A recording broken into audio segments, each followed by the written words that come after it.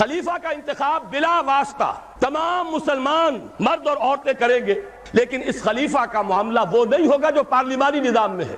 خلفائے راشدین مشورہ لیتے تھے، مشورہ لینا فرض ہے، حضور سے کہا گیا شاورہم فی الامر، لہذا کون ہوگا جو اس سے مستثنیٰ ہو؟ لیکن یہ ووٹوں کی گنتی کا معاملہ کبھی نہیں رہا اسلام میں۔ خلیفہ راشد نے کبھی گنتی کر کے ووٹ لے کر اور فیصلے نہیں کیے، بلکہ یہ کہ خلیفہ کو پورا اختیار ہے۔ کتاب و سنت کی تلوار تو سب پر ہے، ویسے ہی خلیفہ کے سر پر بھی ہے، لیکن اس کے دائرے کے اندر اسے ایک معین مدت تک کے لیے، اگرچہ خلفائے راشدین کے ہاں یہ معین مدت نہیں تھی، وہ تعزیز خلفاء تھے، لیکن وہ شے ہم پر لازم نہیں ہے، معین مدت مقرر کی جا سکتی ہے، لیکن اسے اختیار دیا جائے۔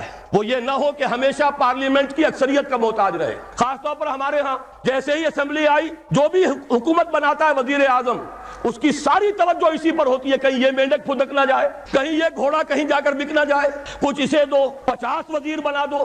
یہ بھی رہا ہے بلوچستان میں، شاید اب بھی ہے، کہ جے یو آئی کے غالباً اس میں بلوچستان کی اسمبلی میں صرف 6 رکن ہیں اور 6 وزیر ہیں۔ یہ تماشے اس پاکستان میں ہو رہے ہیں۔ کیوں؟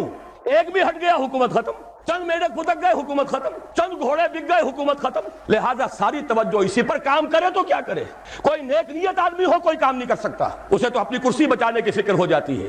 ہماری اس دنیا کے اندر بھی ایک دوسرا متبادل نظام ہے، صدارتی نظام ہے۔ وہ صدارتی نظام زیادہ قریب ہے نظام خلافت سے، اس لیے کہ وہاں کانگریس کی اکثریت کا پابند نہیں ہے۔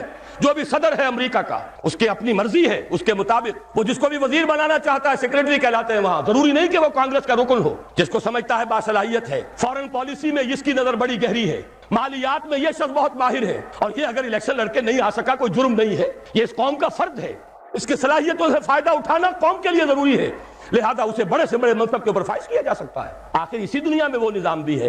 بہرحال وہ نظام خلافت، یوں کہنا چاہیے کہ صدارتی نظام بمقابلہ پارلیمانی نظام کے نظام خلافت سے قریب تر ہے۔